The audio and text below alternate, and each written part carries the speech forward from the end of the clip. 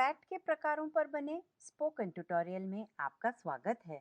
इस ट्यूटोरियल में हम सीखेंगे फैट का वर्गीकरण, फैट की भूमिका और आहार स्रोत। फैट जरूरी मैक्रोन्यूट्रिएंट्स हैं। उन्हें लिपिड भी कहा जाता है। आहार में मिलने वाला फैट दो प्रकार में बांटा जाता है, दिखने वाला फैट और ना दिखने वाला फैट। दिखने वाला फैट वो है जिन्हें हम देख सकते हैं। तेल, मक्खन और घी कुछ उदाहरण हैं।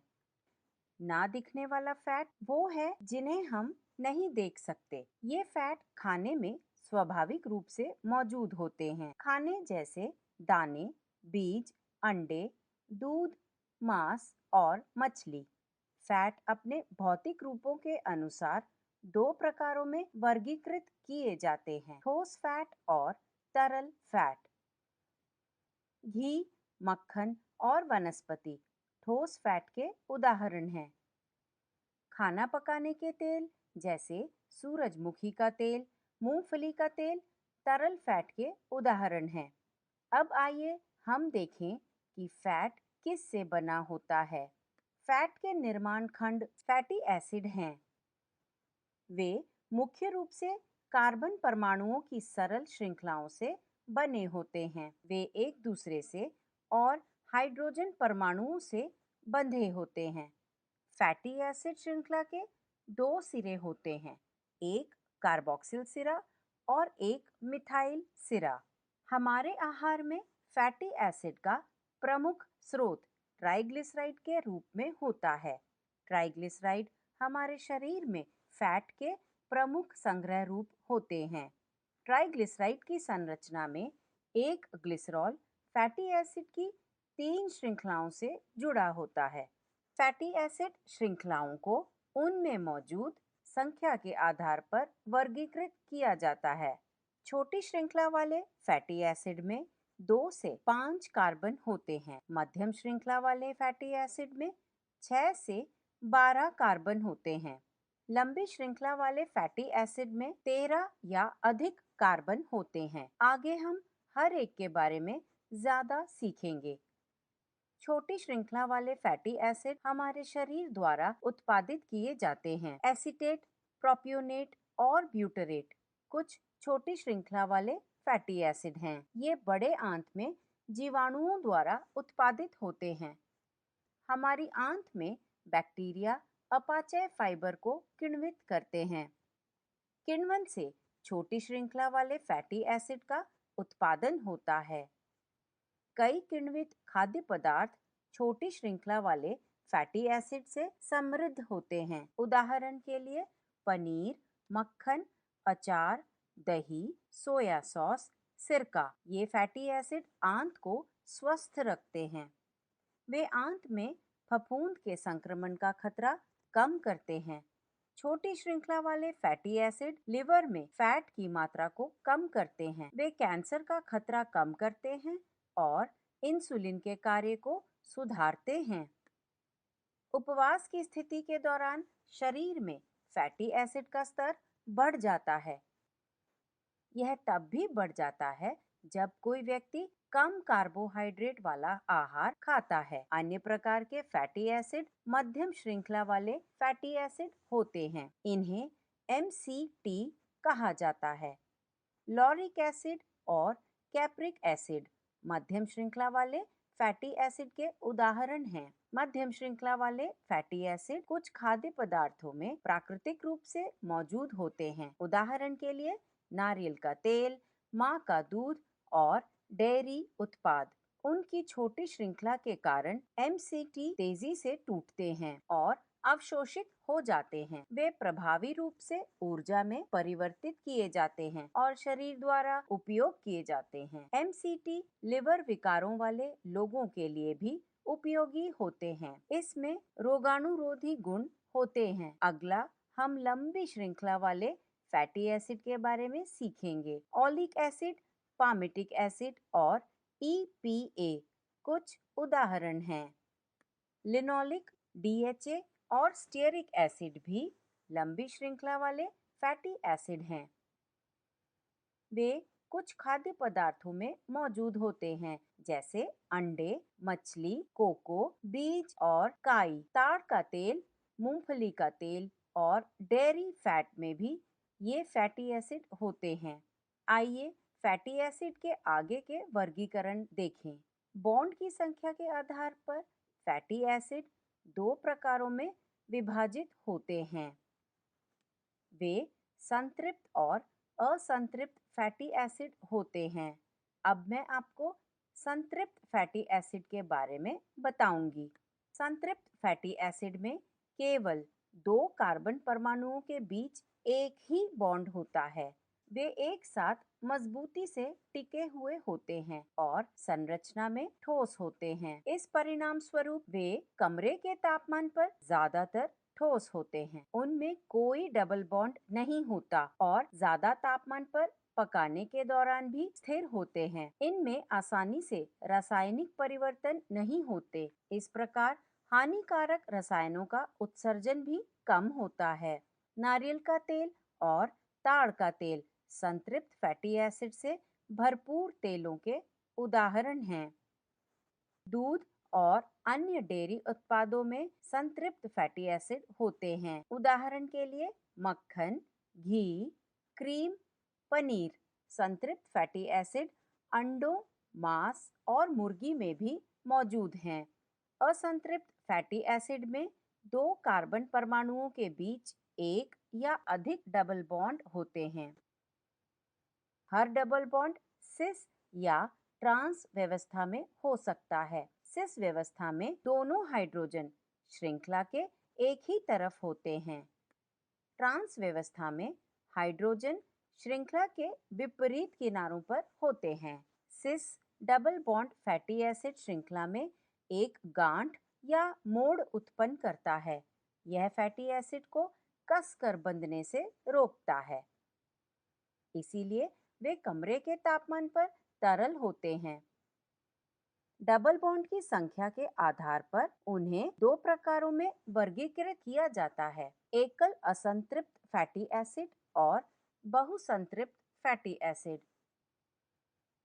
एकल असंतृप्त फैटी एसिड को मुफा कहा जाता है और इसमें एक डबल बॉन्ड होता है। बहुसंतृप्त फैटी एसिड को पूफा कहा जाता है और इसमें दो या दो से अधिक डबल बॉन्ड होते हैं। जितने अधिक डबल बॉन्ड होंगे, फैट की अस्थिरता भी उतनी ही अधिक होगी। जितने कम डबल बॉन्ड होंगे, उतना ही फैट ज्यादा तापमान पर स्थिर होगा। ज्यादा तापमान से हमारा तात्पर्य 100 डिग्री सेल्सियस से ऊपर के तापमान से है।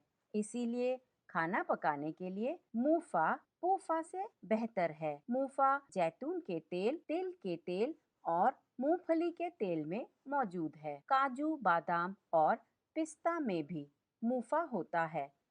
हमारा शरीर बहुत से फैटी एसिड बनाता है, केवल पूफा को छोड़कर। ये केवल भोजन द्वारा ही प्राप्त किए जा सकते हैं, इसीलिए इन्हें आवश्यक फैटी एसिड कहा जाता है। ओमेगा 3 और ओमेगा 6 आवश्यक पूफा हैं। अब हम ओमेगा 3 फैटी एसिड के बारे में बात करेंगे। इन फैटी एसिड का मिथाइल सिरे से तीसरे कार्बन परमाणु पर डबल बॉन्ड होता है। ओमेगा 3 फैटी एसिड में ALA, EPA और DHA शामिल हैं। ALA को EPA और DHA में परिवर्तित किया जा सकता है, लेकिन परिवर्तन बहुत ही सीमित होता है, इसीलिए तीनों को आहार के माध्यम से प्राप्त किया जाना चाहिए। ALA अखरोट, अलसी के बीज, कद्दू के बीज और सोया में मौजूद है। यह काई के तेल, हलीम बीज और मेथी के बीजों में भी मौजूद होता है। DHA और EPA को सूक्ष्म काई द्वारा संश्लेषित किया जाता है। जब मछली सूक्ष्म काई खाती है तो वो अपने ऊतकों में ओमेगा 3 को जमा करती है, इसीलिए मछली और मछली के तेल EPA और DHA के अच्छे स्रोत हैं। ओमेगा 3 फैटी एसिड हमारे शरीर में कई फायदेमंद भूमिकाओं को निभाते हैं। वे कोशिका झिल्ली के प्रमुख घटक हैं। वे भ्रूण के विकास, दिमाग के विकास और संज्ञानात्मक काम के लिए जरूरी हैं। वे सूजन को कम करने में भी मदद करते हैं। अब मैं आपको ओमेगा 6 फैटी एसिड के बारे में बताऊंगी। ओमेगा 6 का मिथाइल सिरे से छठे कार्बन परमाणु पर डबल बॉन्ड होता है। ओमेगा 6 में लिनोलिक एसिड और अराकिडोनिक एसिड शामिल हैं। लिनोलिक एसिड सूरजमुखी के बीज, नाइजर के बीज और तिल के बीज में पाया जाता है। यह बीजों के तेल में भी भरपूर मात्रा में है। हम इसे अनाज और दाल से भी प्राप्त करते हैं। अंडे, बकरी का जिगर और बकरी का दिमाग भी अच्छे स्रोत हैं। लिनोलिक एसिड को अराकिडोनिक एसिड में परिवर्तित किया जा सकता है। अराकिडोनिक एसिड केवल पशु व्युत्पन्न खाद्य पदार्थों में पाया जाता है। मुख्य स्रोत हैं मांस, पोल्ट्री, मछली और डेयरी उत्पाद। ध्यान रखें कि हमारे शरीर को ओमेगा 6 और ओमेगा 3 के बीच संतुलन की जरूरत है। बहुत ज्यादा ओमेगा 6 खाना और कम ओमेगा 3 खाना हानिकारक होता है। कई अध्ययन 4:1 के अनुपात तक का सुझाव देते हैं। आहार में ओमेगा 6 से ओमेगा 3 का आदर्श अनुपात 1:1 होना चाहिए। वर्तमान उपभोग प्रतिरूप पश्चिमी देशों में 25:1 तक का अनुपात दर्शाता है, जबकि भारत और अन्य दक्षिण एशियाई देशों में अनुपात 45:1 तक का होता है। यह प्रसंस्कृत और तले हुए खाद्य पदार्थों की बढ़ती खपत के कारण है। इसका कारण ओमेगा 3 युक्त खाद्य पदार्थों का अपर्याप्त सेवन भी है। ओमेगा 6 और ओमेगा 3 का असंतुलन शरीर में सूजन बढ़ाता है। यह मोटापे, हृदय रोग और कैंसर के जोखिम को बढ़ाता है।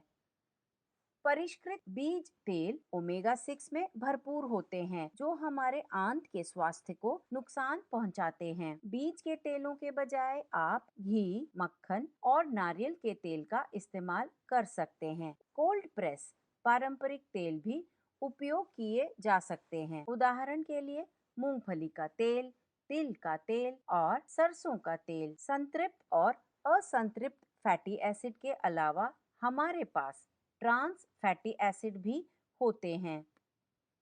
ट्रांस फैटी एसिड निर्मित फैट होते हैं। इनका उत्पादन वनस्पति तेलों के कृत्रिम हाइड्रोजनीकरण द्वारा किया जाता है। इस प्रक्रिया में फैटी एसिड के डबल बॉन्ड सिस से ट्रांस में बदल जाते हैं, जिस कारण तरल तेल को ठोस रूप में परिवर्तित किया जाता है। ट्रांस फैट के उदाहरण हैं वनस्पति और मार्जरीन। ट्रांस फैट कमरे के तापमान पर ठोस रहते हैं। कई रेस्टोरेंट और फास्ट फूड पकाने वाले ट्रांस फैट का उपयोग करते हैं। इन्हें केक, बिस्कुट, खारी जैसे प्रसंस्कृत और बेक किए गए उत्पादों में मिलाया जाता है। इसे इच्छा अनुसार स्वाद और संरचना के लिए किया जाता है। वे सस्ते होते हैं और लंबे समय तक चलते हैं। जब पूफा से भरपूर तेलों को पुनः उपयोग किया जाता है तो ट्रांस फैट भी उत्पादित होते हैं। जब तेल तलने वाले तापमान में होता है तो वो टूटना शुरू कर देते हैं। उन्हें बार बार गर्म करने से उनकी संरचना को सिस से ट्रांस में बदल देता है। यह पूफा को ट्रांस फैटी एसिड में परिवर्तित करता है। उन्हें ज्यादा समय तक गर्म करने से जहरीले एल्डिहाइड उत्पादित होते हैं। इन फैट के सेवन से हृदय रोग, मोटापा और मधुमेह के जोखिम बढ़ते हैं। बच्चों में दृष्टि और तंत्रिका प्रणाली के विकार देखे जाते हैं। डेनमार्क, कनाडा, अमेरिका जैसे देशों में ट्रांस फैट के उपयोग पर प्रतिबंध लगा दिया है। ट्रांस फैट हमारे शरीर को कोई पोषण नहीं देता है और वे जरूरी नहीं होते हैं। इनको पूरी तरह से अपने आहार से बाहर रखना चाहिए। अच्छे स्वास्थ्य के लिए आवश्यक फैटी एसिड से भरपूर खाद्य पदार्थों को शामिल करें। अब यह ट्यूटोरियल यहीं समाप्त होता है। आईआईटी बॉम्बे से मैं बेला टोनी आपसे विदा लेती हूँ। हमसे जुड़ने के लिए धन्यवाद।